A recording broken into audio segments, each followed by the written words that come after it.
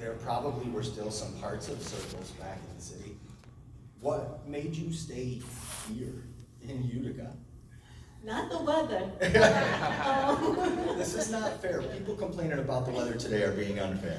It wasn't the weather. Well, what started me originally staying here is to see the resources that were available to me.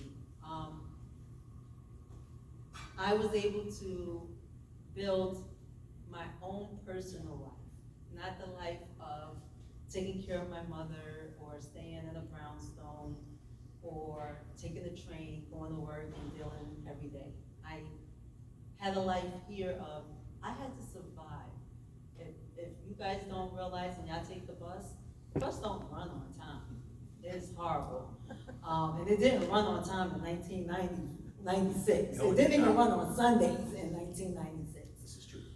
So I had to use, left and right to do what I had to do with a baby in these winter conditions. But the resources, Thea Bowman House was a perfect daycare for my child. They took him in, they gave us Christmas, they gave us Thanksgiving gifts. When I couldn't even afford to buy something for my son, teachers and things just put it together and left it on my door. I got a Thanksgiving basket every year with the works and the fixings, even if I didn't know how to cook it yet. It was there. My son got a very horrible illness that he still carries to this day, and he's alive, but it was called Pompe disease, and we found that out here.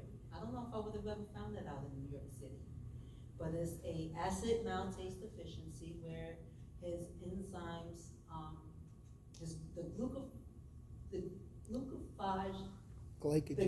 glycogen in his enzymes are aged. So he is 27 years old, but if you do his hemoglobin, he's about 90-something years old. Okay.